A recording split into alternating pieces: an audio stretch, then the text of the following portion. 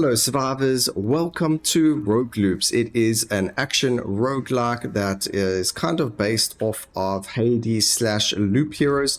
So as you can see, we've got a relic diary over here. We've got ourselves a kind of like a witch imperium that says here where witches stash with a healing well after the boss fights.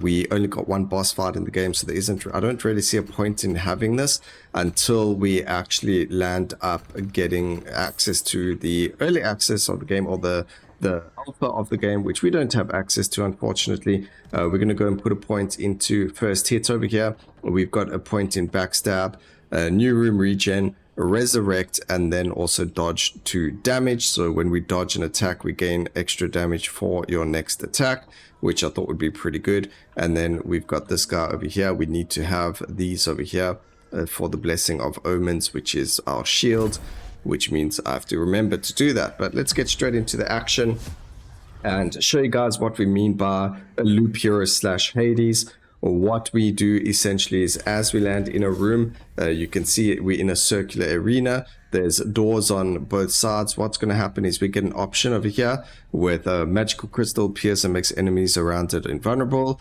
or explosive barrels appear. Now, as you can see, it says difficulty. Those skulls get added to this over here. So let's say I click this and create an ice explosion that deals damage and freezes enemies. Or the ice spark in a cone area dealing damage and freezing enemies. I think we're going to go with this one. Yeah, let's go with this one, the ice nova. It just seems like it's going to work a little bit better. So there we go. And as you can see, those skulls get added to there, and that makes it a little bit quicker, or depending on the difficulty of the options that we pick, we can fight the boss sooner or later. So it's going to be really interesting to see what options you pick and stuff like that. I don't really know what the gold is for per se. A spirit appears that chases you to confuse and scare you. Cursed vine appears. I'm going to go with the cursed vine just because it is a harder option, but the cursed vine also has like a set route that it goes on to. So as long as we stay away from it, we should be fine. I just wanted to see what my ability looked like, and that's pretty dope.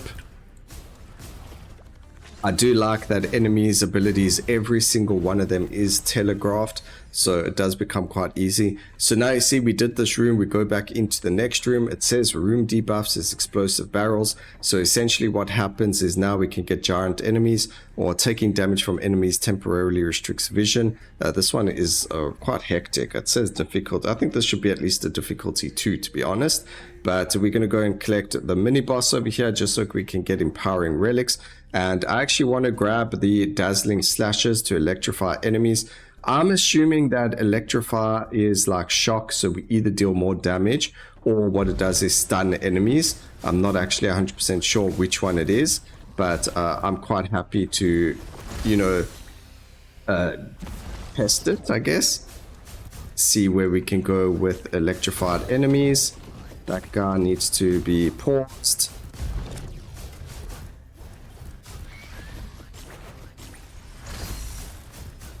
We froze everything. So there we go. It is affected by electrify. Again, I'm not 100% certain what electrify does, but I'm sure maybe someone's played the game yet. I don't know. I'll have to try and see if there's a place that shows us, because it doesn't really mention it to us. There we go. Room completed. We're actually quite close to the boss as well, which is really good. The demo, unfortunately, is quite short, so we've only got the first boss in the demo. Enemies enrage and get stronger when their pals die. So we get 3-star difficulty for that, or we can get blue essence, which is needed for meta progression. I'm going to go with the relic because that's going to make us stronger. Gain movement speed for a short duration after dashing. It is a movement speed and spell damage. It is a legendary, so of course we do have to take that. That feels so good, actually. That was amazing.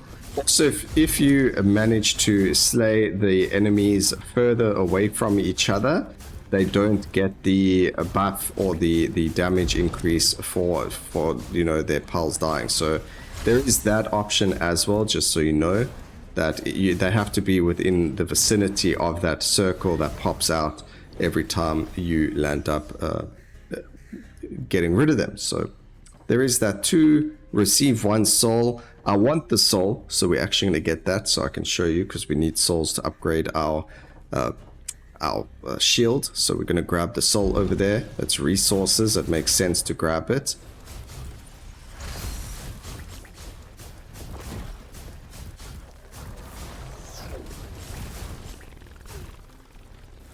Okay, we got a bit of game lag there. I'm not sure why, but we did.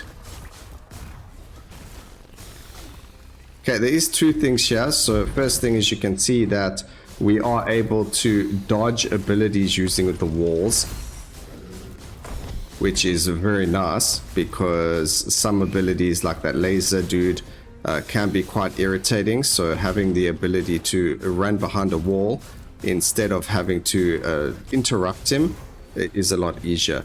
So you are able to interrupt the enemies when you hit them. But here we go, we did manage to get access to the boss.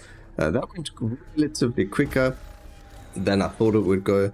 Again, we can make it as quick as we want it to be by getting different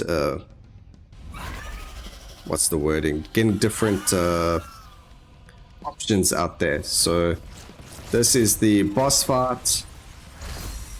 We can't freeze these guys, unfortunately. Get rid of this one. There we go. And there we go with that one. Obviously, if you know fish and that, you would know that that fish is you know that you get an actual fish that has those eyes. I can't really remember it, but if you know Pokemon, it's kind of like Shinchao. So now we got to just do damage here. I stood in the AoE. Again, not really 100% sure what Electrified does, but the fact that we have it must be a good thing. I do like the fact that we have that movement speed buff whenever we dash as well, so we can get out of the AoEs of the skills like that. What I do need to do is actually use my freeze, and now he phases. Perfect.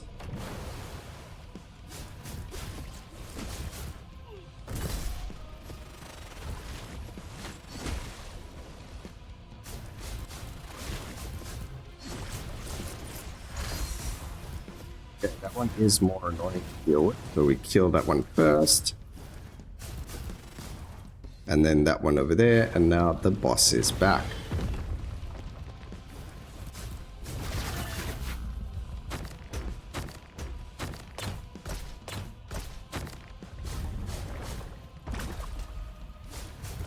He does get more moves, like you saw. We just had to start dodging.